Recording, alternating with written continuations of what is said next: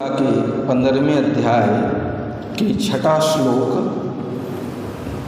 न तद्भासयते सूर्यो न शशांको न पावक यत् गत्वा न निवर्तन्ते तत् धाम परमं मम।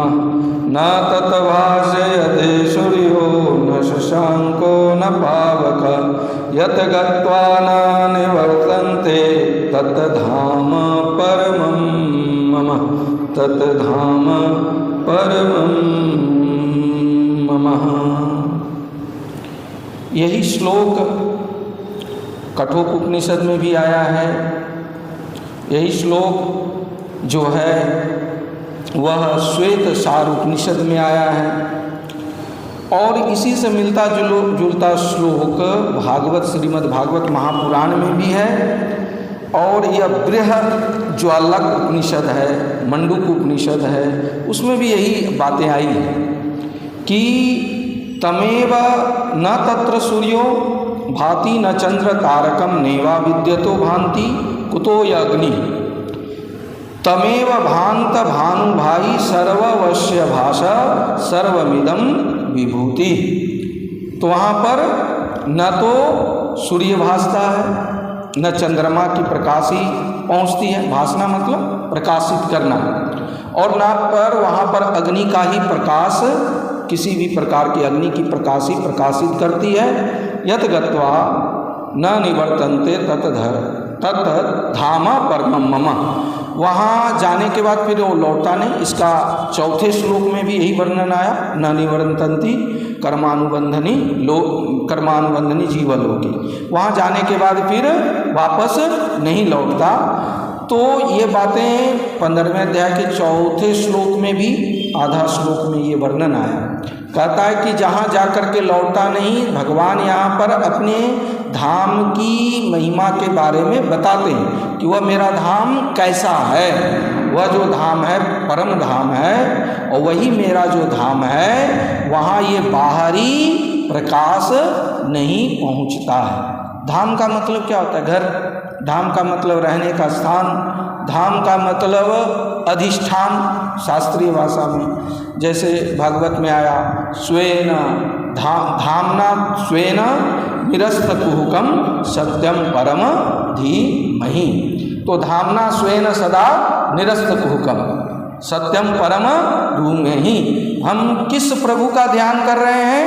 जो धामना स्वेन निरस्तकुहुकम, उस धाम का जहाँ पर सत्य रूपी परमात्मा विराजित है, वैसे सत्य परमेश्वर का, सच्चिदानंद परमात्मा का हम ध्यान कर रहे हैं। देखिए भागवत के ये प्रथम स्कंद के प्रथम श्लोक ही है, और वहाँ पर भगवान का ध्यान कैसे किया गया कि सत्यम परम धीमहि, सत्य स्वरूप परमात्मा का हम ध्यान करते हैं। बस हो गया। अब ध्यान करना क्या? और ऐसे करना नहीं होता है। वहाँ तो स्टेट ऑफ बीइंग है, वहाँ होता है। तो ध्यान के बस जो सत्य है हमें लगता है, बस उसको जीना है। करना क्या है? जहाँ करना है, जहाँ प्रयत्न है, वहीं परेशानी है। यहाँ पर वही बात आगे भी आई है। यत गत्वा, एक होगा गति और एक प्रवृत्ति। गति और प्रवृत्ति को भी समझना। गति और प्रवृत्ति में बस मुख्य अंतर इतना ही है, जो सहज हो रहा है। जैसे भूख लगना, हम भोजन पचाते नहीं, वो पचता है। भोजन करते भले हैं, जैसे हम श्वास भले ले रहे हैं, पर ये क्रिया जो है मतलब श्वास प्रश्वास का ये हो रही है। हृदय को हम धड़काते नहीं हैं, वो धड़क रही है, हम थोड़ी धड़का रहे हैं। आँख भले हम बंद कर लें, पर नींद तो उन्हीं की दया कृपा से कब आ जाती है पता ही नहीं चल पाता। तो बहुत सी क्रियाएं जो है वह स्वतः हो रही है। बस उन क्रियाओं पर थोड़ा देखना, करना कुछ नहीं है, वो सहज गति है। और जहाँ पर हम बार बार याद करते हैं कि भगवान मेरे, हम भगवान के, समझो कि अब याद करना पड़ रहा है, तो वो अभी प्रवृत्ति है, सहज गति हमारी नहीं आई। सीधी बात है, गति शाश्वत की तरफ, प्रवृत्ति जो अनित्य है उसके तरफ। गति जो है वह हमेशा अविनाशी की तरफ होगी, और जो प्रवृत्ति है वह विनाशी की तरफ होगा। तो परमात्मा के हम अंश हैं, ईश्वर अंश जीव अविनाशी चेतन अमल सहज सुख राशि। तो स्वतः जो जिसका होगा, पुत्र का पिता से चाहे जितना भी मनमुटाव हो जाए, झगड़ा हो जाए, पर एक बार सबके बीच में पिता होगा तो वो पिता की तरफ ही आकर्षित होगा, माता की तरफ ही आकर्षित होगा। भले लड़ाई झगड़े मन मुटाव ये वो बाहरी जो भी हो, पर जो सहज रूप है आकर्षण का वो जा नहीं सकता। उसी तरह से हमारा परम पिता कौन है? परमेश्वर है। तो जहाँ उस तरह की परम शांति की परम पद की बात आती है तो वह गति स्वतः होने लगती है, करना नहीं पड़ता है। बस संसार में जीने का यही कला है कि जो सहज हो रहा है, जो जिसको करने में उत्साह आ रहा है, और जिस कार्य को कर करके बार बार टेंशन आए, खींच आए, यदि कोई व्यापार हो, बिजनेस हो या कुछ भी हो, उसमें आनंद ना आए तो समझ लो कि वैसे कार्य से कभी हमें चित्त को शांति नहीं मिल सकती। ये सूरत की एक घटना है, राधा कृष्ण में कथा करते थे। एक व्यक्ति बोलता था किस चीज़ का काम करते हैं? हम जल्दी पूछते नहीं हैं, पर ऐसे ही पूछ दिए तो बोला टिम्बर का काम है। हमने कहा टिम्बर का, भाई लकड़ी का बहुत बड़ा कोई बिजनेस होगा आदि आदि। और पता है एक दिन उसको दिख गया स्टेशन पर ही दतमन बेचते हुए। हमने कहा यहाँ दतमन, बोला यही तो दतमन लकड़ी है कि नहीं? दतमन समझते हैं ना, नीम का दातुन जिससे मुँह धोते हैं। तो कहा ये लकड़ी है कि नहीं? हाँ लकड़ी है। बोला भाई लकड़ी का बिजनेस कर रहे हैं, टिम्बर का बिजनेस कर रहे हैं। ऐसे एक व्यक्ति और मिला था बंगाल में, उसने कहा तेले भाजा बिजनेस को, बंगला में ही बोला, तेल में भुजा हुआ का। हमने सोचा कोई बढ़िया नमकीन का ऐसा कुछ दुकान होगा, तो एक बार मिल गया तो देखे वो चप मतलब छान रहा था। चप मतलब बैंगनी तेल में जो सामान बनती है। तो कहने का मतलब वो अपने बिजनेस को भी, अपने प्रोफेशन को भी इस तरह से लेता था जिसको वो एंजॉय कर सके, कि कोई छोटा मोटा नहीं है भाई, ये भी लकड़ी ही है या ये भी तेल का ही कारोबार है। तो इस तरह से हम जो करते हैं यदि उसमें आनंद ना आए तो फिर करने का कोई मतलब ही नहीं है। ले दे के जीना क्या जीना, कब तक गम के आंसू पीना। तो इस तरह से उसमें कोई विशेष आनंद नहीं आता है। विशेष आनंद तब आता है जब प्रयत्न ना हो, सहजता से। अब ब्रह्मचर्य को साधे साधे, फिर साधते साधते आदमी कितना साधेगा? कोई स्प्रिंग को कितनी देर तक दबा के रखेंगे, और फिर जहाँ हटेगा ना किसी किसी बहाने तो छलांग लगाएगी। एक मनोवैज्ञानिक ने बहुत सुंदर प्रयोग किया। उसने एक बंदर के सामने केला रख दी, हाथ में आयरन रड लोहे का डंडा भी रख दिया, और पिंजरे में बंद था बंदर। बार बार उसको लेने का प्रयास करे, पर वो केला जो है ना थोड़ा दूर में था, आता ही नहीं था। कि बार बार वो कोशिश करे कि हम ले लें, प्राप्त कर लें, पर क्या वो प्राप्त ही नहीं कर पा रहा था। तो जब देख लिया, बंदर को समझ में आ गया केला इतना दूर है कि हमारे हाथ के पास आ नहीं सकती, तो केले को प्राप्त करने का ख्याल छोड़ दिया। अब जो मिल ही नहीं सकता उसके बारे में सपना देखेंगे क्या? देखिए जो खिलाड़ी है ना वही चौका छक्का सपने में लगाता है, और जिसको क्रिकेट खेलने नहीं आता वो सपने में चौके छक्के नहीं लगाते हैं। तो कहने का मतलब जो चीज़ मिल सकती है उसके बारे में ही हम विचार करेंगे, सोचेंगे, सपना देखेंगे, मिल जाए, थोड़ा प्रयत्न से मिल जाए। पर जब बिल्कुल पक्का हो जाए मिल नहीं सकती तो फिर वो प्रयत्न करना छोड़ देता है। बंदर ने भी छोड़ दिया, भूल ही गया केले को। पर एक दिन क्या किया, चुपके से एक और रड रख दिया चुंबक वाली।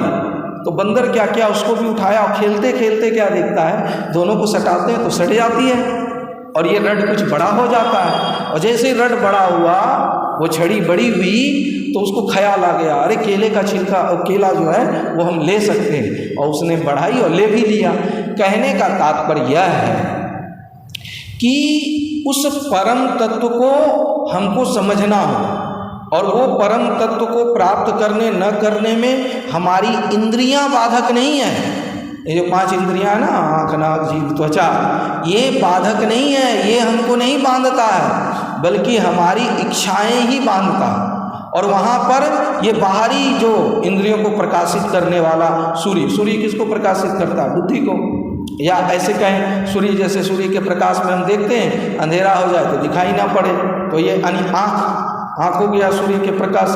चंद्रमा किसको? बुद्धि, मन को प्रकाशित करती है, यानी विचार आदि ये करना, ये चंद्र तत्व का कार्य है। और मान लो कि सूर्य का रोशनी नहीं, कोई बाहरी प्रकाश नहीं है, और फिर कोई आके खड़ा हो, पर हम विचार खूब करें कि भाई ये कौन हो सकता है, कौन हो सकता है, फिर भी हम नहीं जान पाएंगे क्योंकि अंधेरा है, खड़ा है पर कोई तो है, पर इतना अनुभूति हो रहा है, पर कौन है ये हम नहीं पहचान पा रहे हैं। पर जब उससे पूछा जाए तुम कौन हो, और वो बोले मैं अमुक हूँ, या अपना नाम ले रमेश उमेश महेश, तब जाकर के अंधेरा होते हुए भी मन उसको चिंतन नहीं कर पाया कौन है, इतना होते हुए भी जो अग्नि रूपी वाणी है, इसको अग्नि वैखरी ब्रह्मा का मुख जो है वो अग्नि के समान है, तो उसी तरह से मुख को वाणी को यहाँ अग्नि बताया गया कि विचार के द्वारा भी हम अनुभूति कर सकते हैं कि ये अमुक व्यक्ति है अंधेरे में, जैसे बता दिया अनुभूति हो गई, उससे जान पहचान है तो हम जान लिए। पर वो जो परम तत्व है वहाँ तक जो है ये सूर्य के प्रकाश, चंद्रमा, अग्नि ये हमें अनुभूत नहीं करा सकती है, और हम सबका ये अनुभूति है कि वह स्वयं प्रकाशक और प्रकाश ये अलग नहीं है, ये अंतर नहीं है, दोनों एक ही है, वहाँ कोई द्वैत नहीं है, वहाँ अद्वैत है। पर ये क्या है कि जैसे आँख खुली तो इंद्रियों से हम दूसरे पर फोकस किए, और जब भी हमको कुछ देखना है तो दूसरा कुछ तो चाहिए ही चाहिए, बिना दूसरा कुछ हुए द्वैत हुए हम देख नहीं सकते, हम सुन नहीं सकते, हम जो है संसारिक क्रियाकलाप बिना द्वैत का होता ही नहीं। सीधी सी बात, जहाँ दूसरा है वहाँ संसार, और जहाँ सिर्फ एक बचता है सो हम, बिल्कुल जो है दूसरा कुछ रहता ही नहीं है, वही है परमात्मा, वही है परमेश्वर जो सबके हैं प्रकाशक। इतना तो हम लोग जानते ही हैं। पर अब साधारण तल पे ये समझें कि जहाँ कुछ प्रकाशित ही नहीं करता, जो अपना आत्मस्वरूप स्वयं प्रकाश का है, और वो परमात्मा वहाँ पहुँचने के बाद फिर वापस इस संसार में वह राग वैराग्य में नहीं फंसता है, अर्थात न तो वह रागी ही होता है और न से एकदम वैरागी होता है, वो बीतरागी होता है। सब कुछ वो संसार में परमात्मा का जान करके जीता है, यानी इंद्रियां रहते हुए भी वो इंद्रियातीत हो जाता है। देखो इंद्रियां कब काम करती है, आप जब इससे काम लेना चाहो तभी काम करेगी। आप हाथ को हिलाना डुलाना साल भर ऐसे कम कर दो तो जितनी मुड़ती है उतना नहीं मुड़ पाएगी। बच्चे का कितना मुड़ जाता है, क्यों हमेशा वो ऐसे वैसे करते रहता है। हम फिर धीरे धीरे जब इसका काम करना कम कर देते हैं तो वो फ्लेक्सिबिलिटी नहीं रखती। एक घटना है, मनोवैज्ञानिक घटना है कि इंद्रियां तभी कार्य करती है जब उसमें हम इच्छा शक्ति को जोड़ते हैं, चाह को जोड़ते हैं। यदि हम आँख से देखना चाहें तभी आँख देखती है, और देखना न चाहें तो फिर आँख खुली भी हो, कहीं और का हम सोच रहे हों तो सामने से कोई भी आ जाएगा चला जाएगा, तो आँखें खुली है, लाइट भी है, पर हमारा वहाँ पर देखने की इच्छा ही नहीं है, चाह ही नहीं है, चिंतन ही नहीं है, मन तो कहीं और है। तो क्या होगा, आँखें रहते हुए भी नहीं देखती है। जैसे मान लो कान सुनती है पर सब कुछ है, माइक का आवाज़ भी ठीक है, ज़ोर से बोला भी जा रहा है, पर हमारा मन यहाँ ना हो तो, हमारी सुनने की यहाँ चाह ना हो तो, इच्छा ना हो तो हम सुन पाएंगे। इच्छा है तभी सुन पाते हैं। तो उसी तरह से एक घटना एक लड़की के जीवन में घटी, यंग थी, कुंवारी थी, उसके आँख से दिखाई देना कम हो गया। अब डॉक्टर के पास ले गया, तो अब डॉक्टर के पास ले गया तो कहता आँख में कोई वैसी बीमारी तो नहीं समझ में आ रही है, न मोतियाबिंद हुआ है न और कुछ हुआ है, आँखें तो ठीक है, पर देख क्यों नहीं पा रही है। पर डॉक्टर नहीं पकड़ पाया। एक मनोचिकित्सक के पास जब ले गया, साइकेट्रिस्ट के पास, तो मनोचिकित्सक ने कहा कब से देखना, कहा तब जाकर के कहा खुल के कहिए इसके बारे में बताइए, ये कब से इसको कब कम दिखाई पड़ता है, देख नहीं पाती है। तब जाकर के उसके घर वाले ने कहा कि इसका प्रेम प्रसंग चल रहा था, तब तक तो ठीक था, एक दिन बड़ी जोर की डांट लगाई और फिर क्या हुआ, इसका प्रेम जो है पड़ोसी के ही लड़के से था।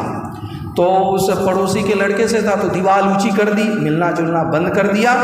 तो उसके कुछ दिनों के बाद से देखते हैं कि इसमें ये शिकायत आया कि कम दिखने लगी है।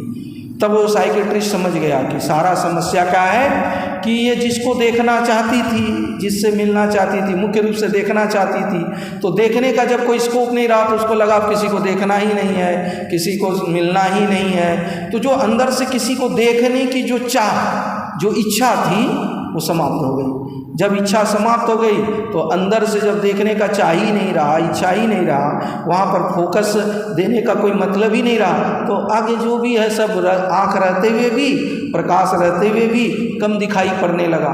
तब जाकर के कहा कि दीवार गिरा दो यदि इसकी आंख बचाना चाहते हो, इससे उसको देखने के दो, जब इसके अंदर आएगा कि हम देख सकते हैं और फिर से मिल सकते हैं, तो ऐसा करोगे तो इसकी आंखें बच जाएगी। तो उसके बाद चाह शक्ति इच्छा शक्ति आया।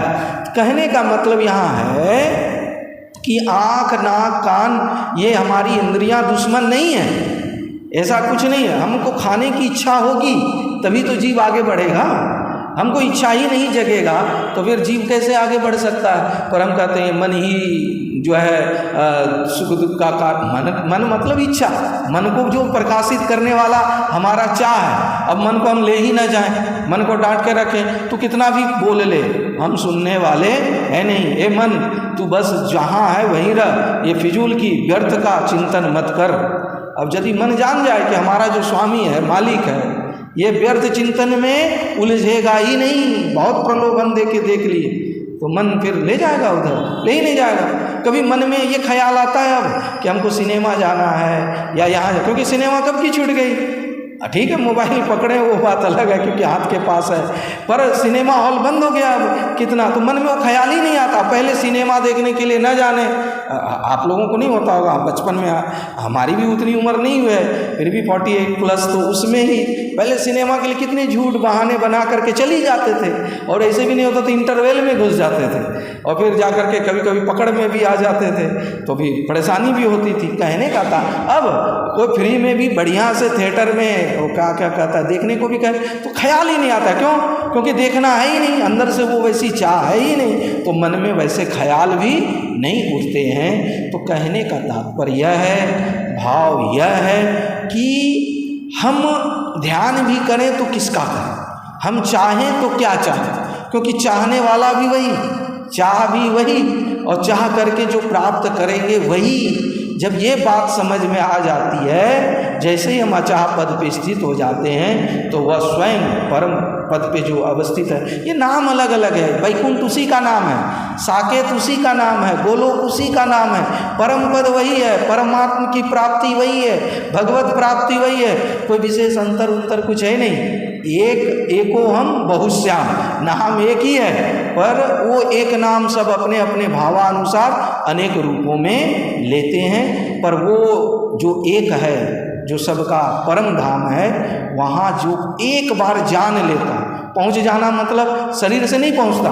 वो अनुभूति के द्वारा, विचारों के द्वारा अनुभूति करते करते कि ये मन बुद्धि इंद्रियों को प्रकाशक कौन है, उस जब वो प्रकाशक को समझ लेता मैंने अनुभूत कर लेता है कि सब उसी का खेल है, वो भी मन को भी वही प्रकाशित कर रहा है और बुद्धि को भी वही प्रकाशित कर रहा है और फिर संसार को भी वही प्रकाशित कर रहा है। आगे 7वें श्लोक में वही बात आएगी कि भाई ये सूर्य चंद्रमा बाहर की प्रकाश क्या प्रकाशित करेगा उसको, बल्कि वो तो उसी से प्रकाशित हो रहा है। आंखें सबको देखती है पर आंख को हम देख पाते हैं क्या? नहीं देख पाते। उसी तरह से वो आंख के पीछे जो परमात्मा सबको देखने के लिए प्रेरित कर रहा है, उससे हम और सबको तो देख सकते हैं पर परमात्मा को नहीं देख सकते। हाँ, अनुभूत कर सकते हैं कि हाँ भाई उसी की शक्ति से हमने ये चीज़ें उपलब्ध की, पर परिपूर्ण रूप से कोई परमात्मा की अनुभूति कर ही नहीं सकता, आंशिक रूप से, क्योंकि हम सब हैं क्या? अंश, और जो अंशी है जिससे निकले, तो ये हम तो पार्शियल हैं, हम बूंद हैं। अब बूंद समुद्र को कैसे व्याख्या कर सकता है? कर सकता है क्या? कर ही नहीं सकता। वो जो पूर्ण हो जाता, पूर्ण हो गया, अब समुद्र में मिल गया तो बूंद कहाँ रहा? वो बूंद तो रहेगा ही नहीं। और जैसे वो समुद्र में मिल गया तो फिर व्याख्या कौन करे, किसका करे, कौन बताए परम पद कैसा होता है? यहाँ तो भगवान स्वयं बता रहे हैं कि देखो मेरा परम धाम कैसा है, तो ऐसा है कि वहाँ आँख से तुम नहीं देख सकते, यानी सूर्य भी नहीं पहुँच सकता। सूर्य चंद्रमा अग्नि ये क्या है? आदि भौतिक, और हमारा आँख मन और वाणी ये आदि दैविक, यानी यहाँ आदि भौतिक और आदि दैविक क्रियाएं कार्य नहीं करती, नहीं पहुँच सकती। वहाँ पहुँच सकते हैं तो हम आध्यात्मिक चेतना से, जिसको हम लोग आध्यात्मिक कहते हैं, आदि दैविक, आदि भौतिक और आध्यात्मिक, यानी वहाँ आत्मचिंतन के द्वारा ही हम पहुँच सकते हैं। पहुँच सकते हैं मतलब ख्याल में ला सकते हैं, और वो भी एक आभास मात्र होगा, वह भी जो है चिदाकाश होगा, वो बिल्कुल परफेक्ट नहीं। बिंब कभी रियल नहीं होता। बिंब मतलब रिफ्लेक्शन, जो हम शीशे में चेहरा देखते हैं, देखने में तो वो वैसा ही होता है, पर शीशे का चेहरा वो बिल्कुल रियल होता है क्या? होता ही नहीं है, तो आर्टिफिशियल है। पर बिंब, जब प्रतिबिंब दिखा तो बिंब तो होगा ना। हम चेहरे को अपने आंखों से नहीं देख सकते, पर आईने में देखते हैं, तो आईने में जब बिंब है तब तो देखे, और जो देखे वो रियल नहीं है, पर रियल होने का आभास तो है भाई। जहाँ से वो प्रकाश को समझे, प्रकाश को पूरा नहीं समझ सकते, पर अनुभूति तो है कि हाँ वो परम पिता परमेश्वर है, और वो परम धाम क्या है, वह तो बड़ा विचित्र है, अलौकिक है, जिसको ध्यान करने की अनुभूति है, जो ध्यान करने में पारंगत है। पारंगत मतलब जो प्रैक्टिस कर लिया है पहले।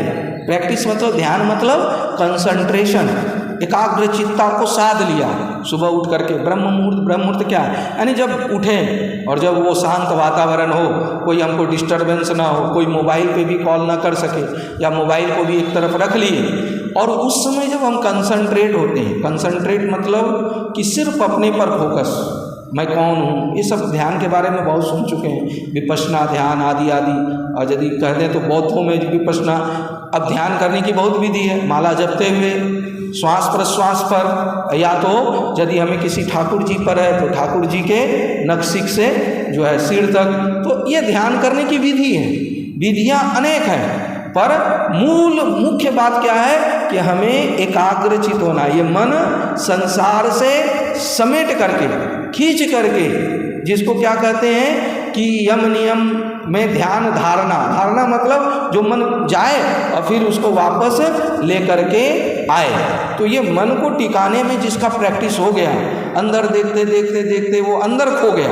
होता तो है एक बाहर खोना, एक अंदर खोना। जो अंदर खो जाता है वो भी, किंतु वो भी धोखा है, वो भी भ्रांति है। एक बाहर जैसे हम कल्पना में खो जाते हैं, अंदर भी वही कल्पना है, पर वो बैठ करके खोता है। एक सो करके खो जाना और एक बैठे बैठे खोना, और उसमें थोड़ी सी सजगता वो यदि रखे कि हम इसको देख रहे हैं, हम कहाँ जा रहे हैं और ये क्या क्या देख रहा है। जैसे आप, ऐसे साधारण सी बात है, आप ध्यान का प्रैक्टिस करो, ज़्यादा नहीं, आधे घंटे का ही, बस कुछ करना नहीं है, शांत मौन स्थिर गंभीर एकाग्र होकर के कुछ देर बैठना है।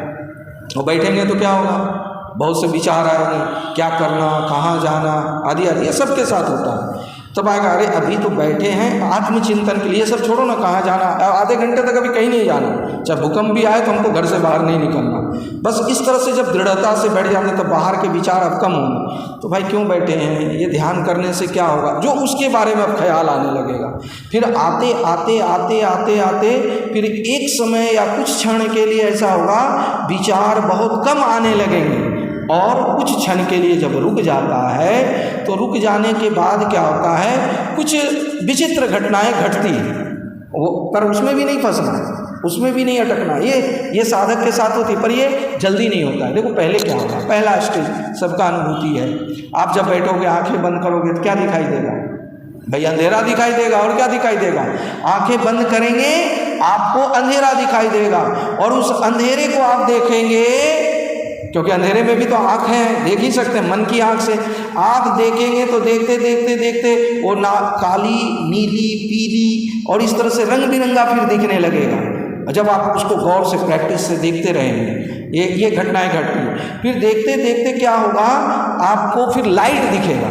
ये लाइट जल्दी साधना में नहीं आता है, जब आपकी बाहर की वासना सिमट जाती है, बाहर कुछ करने को है नहीं, बाहर सोचने के लिए अब कुछ है ही नहीं, आप कर्म अकर्म विकर्म से पड़े हो गए, शुभाशुभ से पड़े हो गए, अंतःकरण की विशुद्धि की अवस्था हो गया। जब आप बैठे हैं, अब तो शरीर छोड़ना ही है, पर ये शरीर है, पर वो कैसा होगा, जब उसके बारे में ही चिंतन करने लगते हैं इस तरह से शुद्ध अंतःकरण से, तब लाइट दिखता है, जिसको सभी धर्मों वालों ने शिकायत किया, जो है साझा किया, इसको अनुभूति की।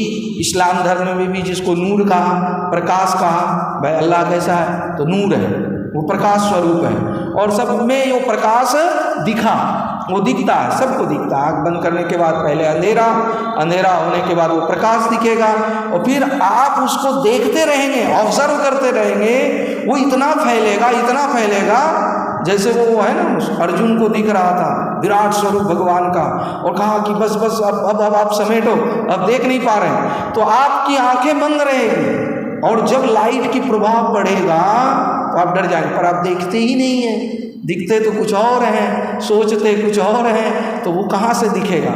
जब आप ये साधकों की जो ध्यान करता है शुद्ध अंतकरण से और नित्य नियमित, तो ये प्रकाश भी बहुत बड़ी बात नहीं है, और न भी दिखे तो इसके लिए परेशान भी नहीं होना। आप जब रोज नित्य नियमित रूप से एक आसन पर बैठेंगे, थोड़ी देर के लिए भगवान की पूजा पाठ करने के पश्चात भगवान की मूर्ति पर फोकस रखते रखते फिर अंधेरा आ जाएगा, फिर जा कर के प्रकाश आएगा, फिर वो मूर्ति हट जाती है, फिर वो प्रकाश आएगा। प्रकाश आने के बाद क्या होगा, कभी आपको सूर्य दिखेगा, कभी चंद्रमा दिखेगा, कभी तारा दिखेगा, और दिखते दिखते दिखते दिखते दिखते जब उस प्रकाश को आप माने जो अंदर की तेज को आप सहने लगेंगे, उसमें भी पारंगत हो जाएंगे, तब विभिन्न प्रकार का ध्वनि सुनाई पड़ेगा।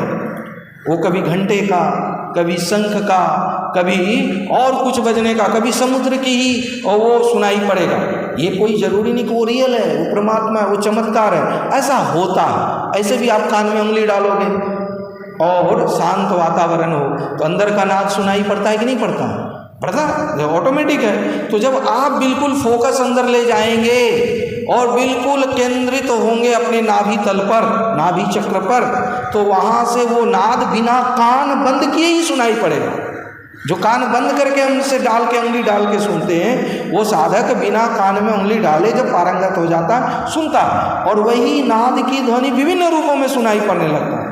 मान लो कोई पक्षी का ऐसे भी है, आप यदि उसको गौर से सुनोगे ना तो विभिन्न तरह के साउंड आएंगे, बहुत तरह के साउंड आएंगे। गौर से हम लोग सुनते नहीं हैं, इसलिए विभिन्न तरह की ध्वनि हमको सुनाई नहीं पड़ता है। जैसे आप किसी में एक कलर थोड़े, इसमें भी कितना कलर है, आप गौर से देखोगे तो बहुत सारे रंग दिखाई पड़ते हैं। जैसे आप पेड़ की पत्ती में सिर्फ हरे रंग थोड़े ही होते हैं, गौर से देखेंगे थोड़ा थोड़ा पीला लिए भी होता है, थोड़ा ब्लू भी होता है, थोड़ा रेडिश लाल कलर का भी कई कलर होता है। एक कलाकार जब चित्र बनाता है उसमें सूक्ष्मता से कई रंगों को ढूंढ लेता है। और ऐसा नहीं कि वृक्ष को हरे रंग से बस पेंट कर दिया, देखो मैंने वृक्ष बना दिया, ये कलाकार की आंख नहीं होती। उसी तरह से जो साधक है उसको सिर्फ एक ही ध्वनि नहीं सुनाई पड़ता, उसी ध्वनि में बहुत सी ध्वनियाँ सुनाई पड़ती है, और उसमें जब वो ध्यान को केंद्रित करता है तो सुनते सुनते कभी तो बहुत विराट ध्वनि सुनाई पड़ता है, और उसको भी वो सुनने की ताकत रख लेता है। ऐसा नहीं कि घबरा जाता है साधक।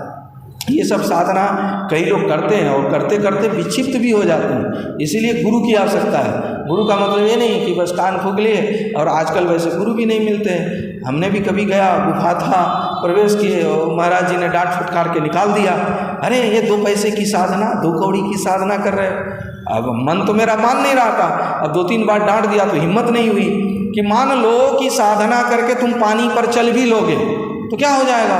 12 वर्ष 14 वर्ष में पानी पर शरीर को हल्का बना लिया, चल भी लिए, और जो हम जल को पार कर सकते हैं 5 रुपये में, उस समय तो उन्होंने कहा 2 पैसे में, 2 पैसे में पार कर सकते हैं। वो 2 पैसे की साधना के लिए अपने जीवन को वहाँ लगा रहे हैं, और रिद्धि सिद्धि आ भी जाएगी तो क्या होगा, मान बढ़ाई मिलेगा, प्रसिद्धि मिलेगा।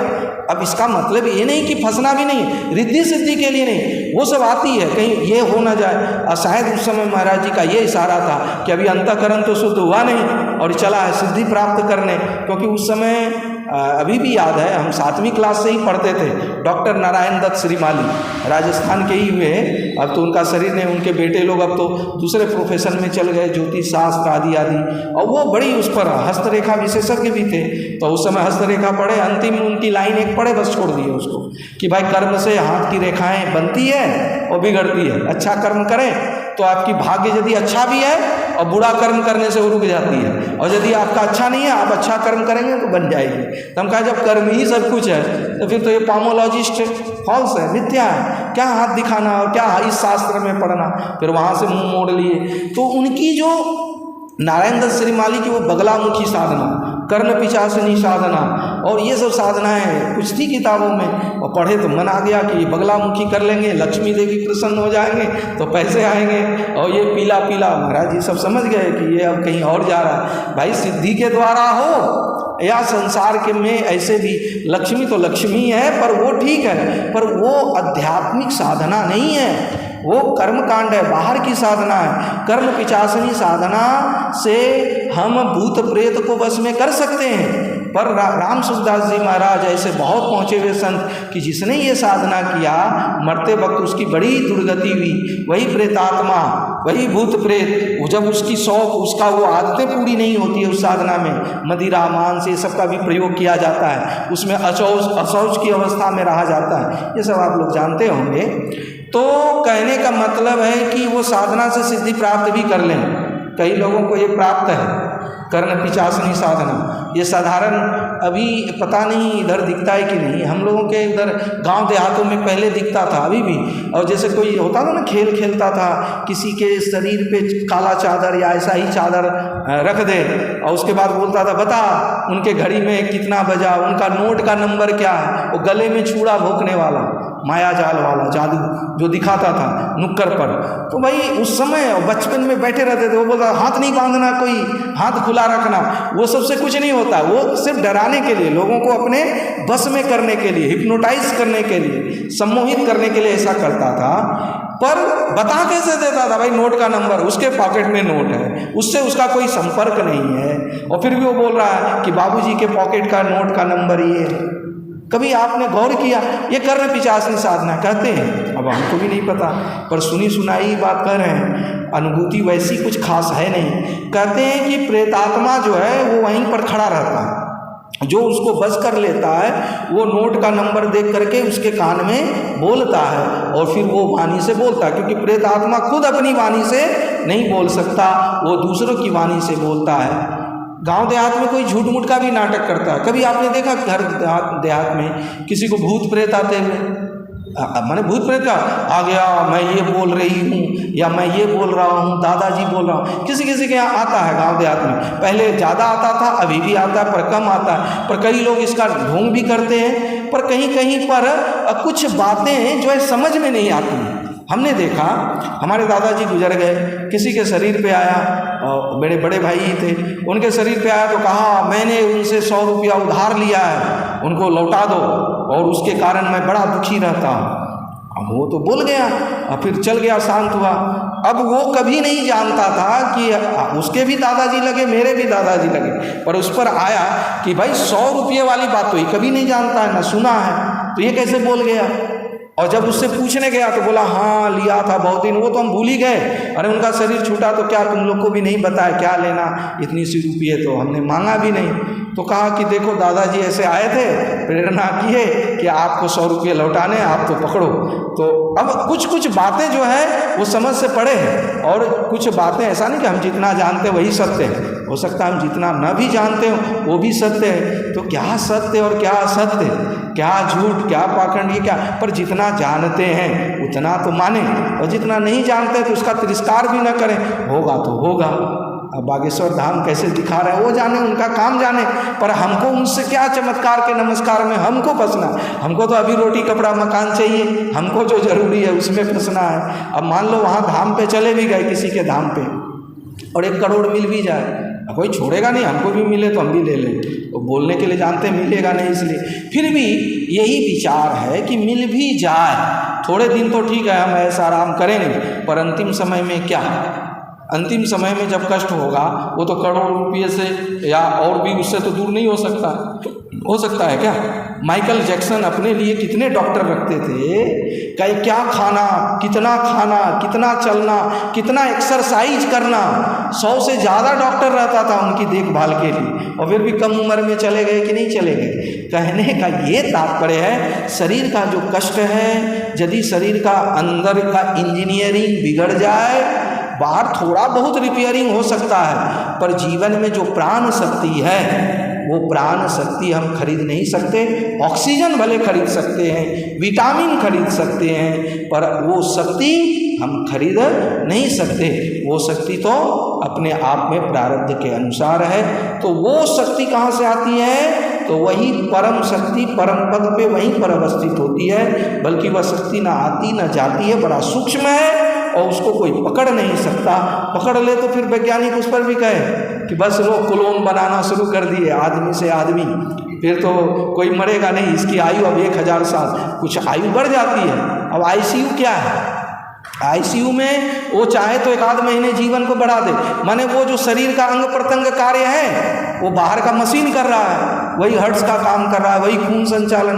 कभी आईसीयू नहीं देखे और देखना भी नहीं चाहिए। वो आईसीयू क्या है, अंदर का जो मशीन है वो बाहर बाईपास से सब चल रहा है। तो आईसीयू में रहने वाले व्यक्ति को उतनी चेतन शक्ति भी नहीं रहती है, विचार करने का भी शक्ति नहीं रहता, बस खाली क्या है कि हर्ट्स को वो पंप करा रहा है, बस इतना ही है और उससे ज़्यादा कुछ नहीं। जैसे गाड़ी का स्टार्ट बंद हो गया है, इंजन बंद हो गया है और पीछे से कोई धक्का दे करके गाड़ी को आगे बढ़ा रहा है, बस इतना ही समझिए। गाड़ी अपना काम नहीं कर रही है, पीछे से फोर्स दे करके गाड़ी को हम आगे ले करके जा रहे हैं। तो बताइए फोर्स बंद तो गाड़ी बंद, क्या कहेंगे गाड़ी ठीक है, गाड़ी चल रही। तो आईसीयू बस यही है कि गाड़ी तो उनका काम करना, अंदर का जो मशीन है वो काम करना बंद कर दिया है, पीछे से मशीनों के द्वारा उनको पुश बैक दे रहे हैं, हर्ट्स को बीट करा रहे हैं, उनको धक्का दे रहे हैं, बस थोड़ा व्हील अभी ठीक है, चक्का ठीक है तो गाड़ी धड़क रही है। तो इसलिए आईसीयू में पैसा है तो भाई ठीक है, पिताजी को और थोड़ा या अपने सगे संबंधी को थोड़ा आईसीयू में और जिंदा रख दें। नहीं तो हमको लगता है आईसीयू का जब ट्रीटमेंट बंद, वो ऐसे भी थोड़ी देर के लिए आईसीयू में रखे वो अलग बात है, और आजकल तो पैसे बढ़ाने के लिए जानबूझ करके भी रखते हैं, वो बात अलग है। हमने तो अभी एक यहाँ आने के पहले एक बच्चा जन्म लिया, उसको आईसीयू में रख दिया। हमने सीधे जाकर के डॉक्टर को डांटा कि भाई हम भी छोटा मोटा डॉक्टर हैं, हमको पता, आप रिस्क लीजिएगा, बच्चे को सर्दी हो गया, मतलब होना ही है, वो अभी अभी गर्भ से बाहर आया है, थोड़ा छींक आएगा ही, थोड़ा खांसी आएगी, ये कोई घबरा नहीं तो कुछ हो। अब इकलौता बेटा, अब उसका गार्जियन, उसका पिताजी घबरा रहा है, हम रिस्क ले रहे हैं, पेपर पे लिख दे रहे हैं, कुछ नहीं होगा, बल्कि आईसीयू में रहने से ये बच्चा कमज़ोर हो जाएगा, इसको एसी की आदत लग जाएगी अभी से ही, तो अभी तो ये ठीक है थोड़ा, और जैसे ये गर्मी में जाएगा परेशान होगा तो और ज़्यादा परेशान हो जाएगा। इसलिए थोड़ी परेशानी है, कोई कुछ ज़्यादा नुकसान है, और ज़्यादा बढ़ जाए तो फिर तो आईसीयू है ही है धक्का मारने के लिए। अभी से क्यों धक्का मारो, पूरा बंद होने दो। तो हम डांटे फटकारे तब लिया, हमने सूर्य का धूप में रखो, जॉन्डिस नहीं होगा, ये तो और जॉन्डिस हो जाएगा, फिर डॉक्टर को फीस दो।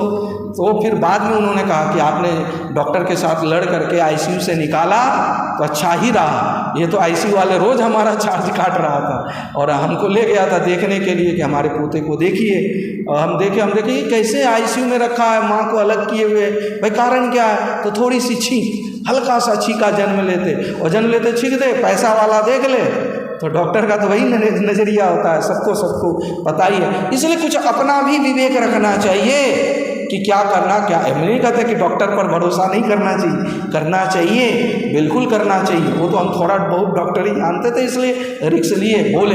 तो कहने का तात्पर्य है जब कुछ नहीं पता हो तो किसी न किसी पर तो विश्वास लाना ही होगा, चाहे वो लूट ले चाहे ठग ले। इसलिए कबीरदास जी ने कहा, कबीरा आप ठगाइयो और न ठगियो कोई, खुद ठगा जाने में कोई हानि नहीं, पर दूसरे को ठगने का विचार, लूटने का विचार नहीं लाना चाहिए। ये श्लोक में विशेष कोई बात नहीं है, और बोलें तो बोलते ही चले जाएं, बस यही है कि वो परम पद है कैसा, वो जिसको भगवान कहते हैं वही मेरा परम पद है, वहाँ पर सूर्य चंद्रमा और अग्नि ये प्रकाश नहीं पहुँच पाती है। तो ये कोई ऐसा न मान लें कि कोई बाहर है या बहुत दूर है या बहुत नज़दीक है, बस ये जो हमारी अनुभूति है, और वो भी अनुभूति जिसके द्वारा वह अनुभूति हमारे में लाई जाती है, बस इसी को जान लेना है। हम जिस शक्ति से बोल रहे हैं, जिस शक्ति से सुन रहे हैं, अब वो शक्ति कैसा है वो उसको जान पाएंगे क्या? भाई जिस शक्ति से पंखा की बिजली चल रही है सबको पता है वो आत्मस्वरूप ऐसा ही, पर वो बिजली को कोई देख सकता है, समझ सकता है, और जो समझने जाएगा वो जीवन भर लगा दे, भले ब्लैक बोर्ड पे वेव्स के रूप में समझ ले, और वो भी वैसा वेव्स थोड़ी इलेक्ट्रिक में चलता है। और जो इलेक्ट्रिसिटी का अध्ययन करता है, इंजीनियर है, और वो भी एक माध्यम के रूप से समझता है, पर वास्तविक कुछ और ही होता है, बस उसके प्रिंसिपल मेथड को समझता है। उसी तरह से हम उसके प्रिंसिपल सिद्धांत को समझ रहे हैं, वास्तविक पूर्ण रूप से कोई नहीं समझ सकता। ये संसार क्या है और ये जीवन में जो हम भगवान को समझ रहे हैं वो भी क्या है, ये अंधों का हाथी है। अंधों का हाथी कहानी सुने ही होंगे। जैसे एक हाथी किसी गांव से जा रहा था, बस्ती से, और वहाँ कुछ अंधे लोग रहते थे, अंधे लोग हैंडीकैप, कोई लोग लंगड़ा लूला, कुछ अंधे थे। अंधे के सामने से गुजरा, हाथी आ रही है, हाथी आ रही है। भाई सावधान हो जाओ। तो अंधे ने कहा भाई हाथी कैसी होती है? तो महावत ने हाथी को रोक दिया, और जब रोक दिया तो कहा कैसी होती है, स्पर्श करके देख लो, छू के देख लो। सबने छुआ और छू करके सबने अपना अपना विचार दिया। ये सब ने सुन रखी है ये कहानी कि जिसने पैर को छुआ तो खंबे जैसा, कान को छुआ सूप जैसा, सूंड को छुआ तो कहा कि ये कुछ मतलब अजब ही लग रहा है। और किसी ने दांत को छुआ तो लगता है तो भाले ही जैसा है। अब उसका दांत छूते छूते कहाँ तक छुएगा, और उसको क्या कल्पना है कितनी बड़ी हाथी हो सकती है। तो इस तरह से किसी ने पीठ को छुआ तो दीवाल जैसा, पर सब सही कह रहा था। कोई ऐसा थोड़ी है कि गलत कह रहा था। कोई कह रहा था कि हाथी यानी भगवान कैसा है वैसा है, कोई कहता है ऐसा है। एवरीवन स्पीक पार्शियल ट्रूथ, सभी कोई आंशिक सत्य की बात कर रहा था, आंशिक सत्य बोल रहा था, पर पूर्ण सत्य कोई नहीं बोल रहा था और बोल भी नहीं सकता क्योंकि आंखें नहीं है। और जब तक आंखें ना हो वो पूर्ण सत्य कह ही नहीं सकता।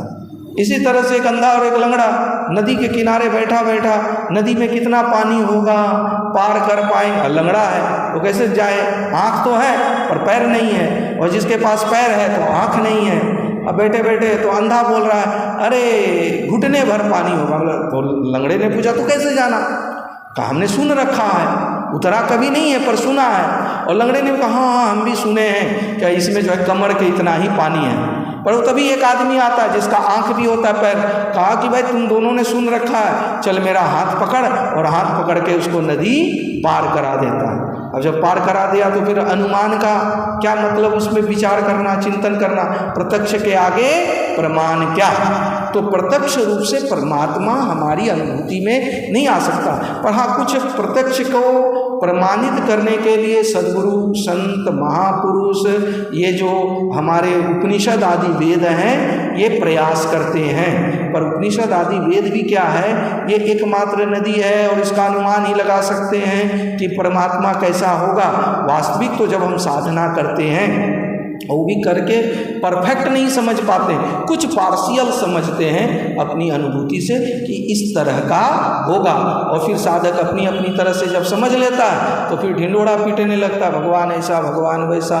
और जो बोल रहा है ऐसे बोल रहा है मानो भगवान से मिल के आया है।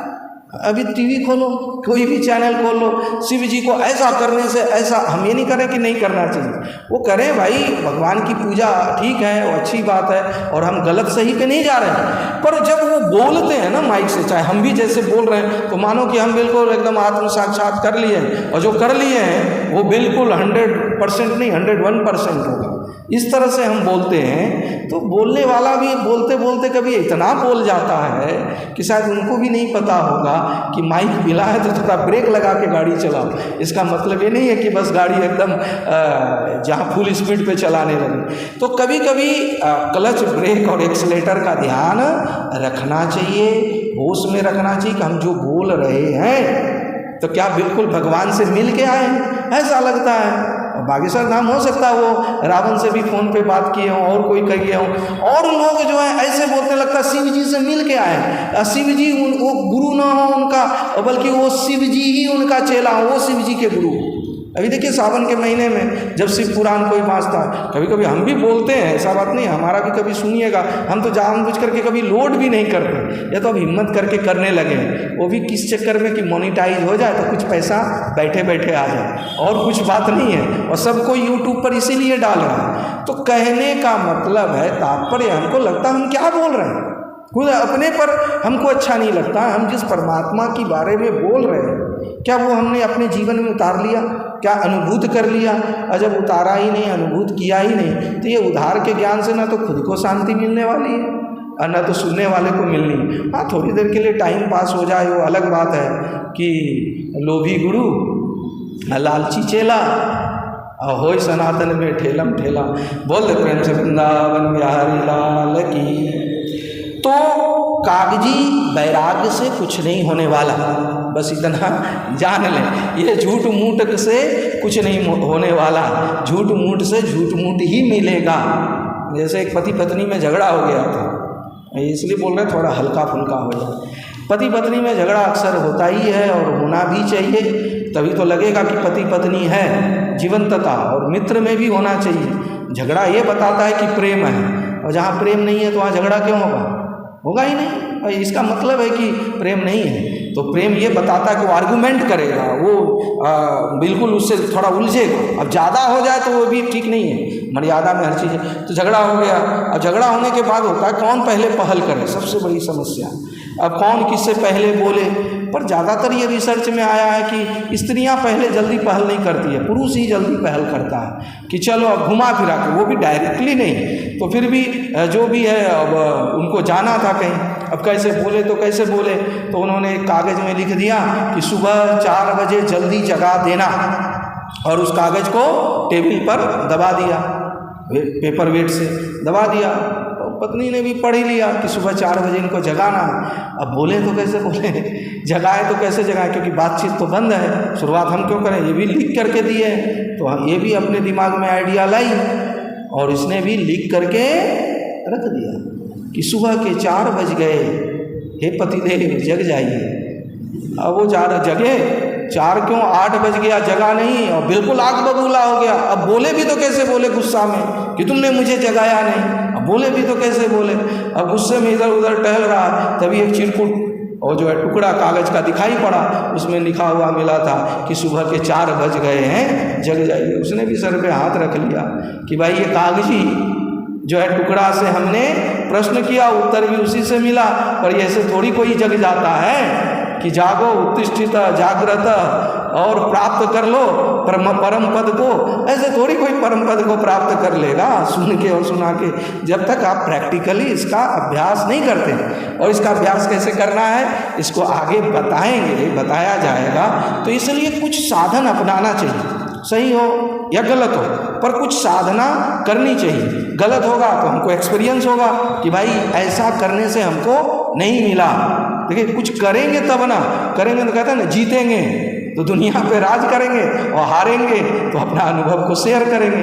दोनों तरफ से फायदा, इसलिए पहले करना चाहिए। ज़्यादा विचार, ज़्यादा जो है सोचने समझने में, कागजों में उलझने से वहाँ से अपने को निकालना है, और निकाल करके कुछ प्रैक्टिकल करने का कुछ नियम बना लेना है, और उस नियम पर चलते हुए अपनी शांति को प्राप्त करने का जो है कोशिश करती रहनी चाहिए कि हमारी शांति ऐसी हो कि बाहरी जो परिस्थितियां हैं वो हमारी शांति को भंग न कर सके।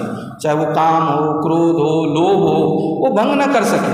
हो सकता है कि हम बाहर कुछ परिस्थितियों से परेशान होंगे, बाहर हम परेशान रहेंगे शरीर के तल पर हम अपने आत्मिक तल पर बिल्कुल शांत होकर कार्य करेंगे। जैसे कोई पिता पुत्र को डांटता है तो क्या बिल्कुल वो अंदर से थोड़ी वैसा होता, कोई हो भी जाते होंगे, पर उनको लगता है इसके सुधार के लिए डांटना जरूरी है, तो ऊपर से डांटता है, पर अंदर से बिल्कुल शांत रहता है। उसी तरह से संसार का कार्य करने के लिए कहीं कुछ बोलना भी पड़ेगा, कोई गलती कर रहा है तो उसको डांटना भी पड़ेगा, पर अंदर से प्रभु के नाते जो भी कार्य कर रहे हैं इसमें कोई मान मोह नहीं, और बिल्कुल आध्यात्मिक, नित्य आध्यात्मिक हो करके हम ये कार्य कर रहे हैं शरीर के तल पर कि अपने राम को करना है। ये शरीर के तल का बात है, इसलिए कर रहे हैं। वो देखते हुए, वो आत्मबोध हो करके कि भाई ये आत्मबोध होकर के ये हमारा कर्तव्य है, करना चाहिए। अतिथि आ गया तो उसको पूजना, नहीं तो नहीं हम तो अभी ध्यान कर रहे हैं, हम तो अभी पूजा कर रहे हैं, सावन का संकल्प चल रहा है, आप बिल्कुल थोड़ा आधा घंटा रुक जाइए। बताइए ये कौन सा आध्यात्मिक साधना है, ये कौन सी आध्यात्मिकता है?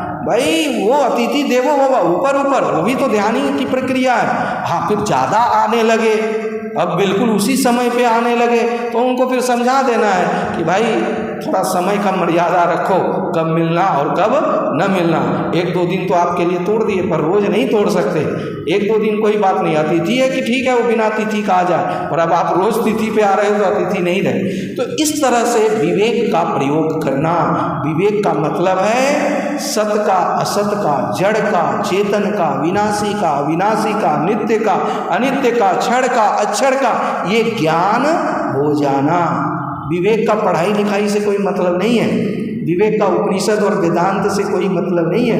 विवेक का मतलब ये सत्य है तो भाई ये करना है, ये असत्य है तो नहीं करना, बस यही विवेक। और विवेकी जो होगा वही सत्संगी होगा, और ये बिना राम कृपा से हो नहीं था। बिनु सत्संग विवेक न हो, सत्य के संग में रहते रहते विवेक होता है, और राम कृपा बिनु सुलभ न सोई। इसलिए कागजी वैराग्य से कुछ साधना अपनाना चाहिए, और जब हम साधन करते हैं तो अंधेरे से प्रकाश, प्रकाश से जो है ध्वनि, ध्वनि के बाद फिर ये सब जब गायब हो जाता है, तब जा कर के हमें शरीर के पार यानी शरीर से परे जो वो परमात्मा इसका कारण हेतु है, वो कारण पता हमको चलता है। तो ये बिना अभ्यास का नहीं हो सकता, इसलिए कुछ न कुछ अभ्यास करते रहना चाहिए, नित्य नैमित्तिक। तो एक ही बार से अंतर्मुख हम नहीं हो सकते, इसलिए कुछ बहिर्मुख साधना का भी विरोध नहीं है। ये बहिर्मुख साधना करते करते हम एक दिन अंतर्मुख वाला साधना में बिल्कुल एकदम से स्थिर हो जाएंगे। पर ज़्यादातर क्या होता है, हम आईना और शीशा ही साफ करने में लगे रह जाते हैं, पर वास्तविक मिट्टी तो चेहरे पे पड़ी है। हम चेहरा साफ करते ही नहीं, आईना साफ करते रह गए जीवन भर, पर जब पता चला अरे मिट्टी तो अपने चेहरे पर पड़ी थी।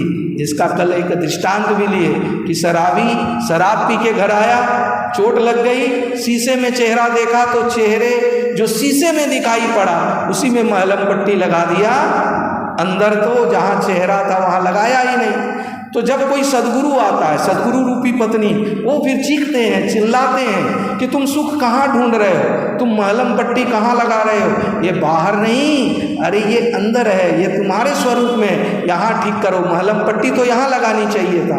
अरे मोह निशा जग सोवनहारा, तुम मोह निशा में सोए हुए हो, और मोह निशा में सो करके तुम इंद्रियों को ही सुख दुख का कारण मान लिए हो। ये इंद्रियां सुख दुख का कारण नहीं है, और इस इंद्रियों के पीछे जो प्रकाशित परमात्मा है उसको तुम नहीं देख पा रहे, बस उसे देखो तो फिर वहाँ आनंद ही आनंद है। इस तरह से आंख बंद करने पर हमें बहुत आनंद की अनुभूति होती है, और जब वो भी रस लेने लग जाए तो वो भी एक खतरा है, फिर संसार की फिर कार्य होने में बहुत बाधक हो जाती है। तो संसार को भी करना है, रोटी कपड़ा मकान की भी आवश्यकता है, वो भी करना है, और अंदर से जो है अपने अध्यात्म आत्मबोध के लिए वो भी कार्य करना है। दोनों में संतुलन रखते हुए कार्य करते रहना है। अंदर जब वो रस मिलने लगेगा ना तो संसार छोड़ना नहीं पड़ता, वो छूट जाता है, वो राग रहता नहीं है, वो वैराग आ जाता है। और जहाँ लाना पड़े समझ लीजिए वहाँ गड़बड़ है, जहाँ ध्यान करना पड़े समझ लीजिए गड़बड़ है, जहाँ प्रेम करना पड़े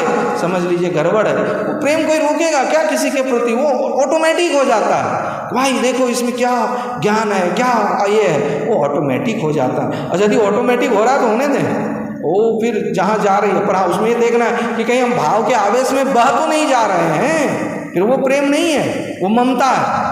ममता और प्रेम में बहुत अंतर है। ममता यानी प्रेम में आसक्ति, ममता, और प्रेम में अनासक्ति, वो विशुद्ध प्रेम। पर ये बोलना बहुत आसान है, प्रेम और ममता का अंतर तो हो ही नहीं पाया। कई लोग पूछते रहते, खुद हम ही अलग नहीं कर पाते।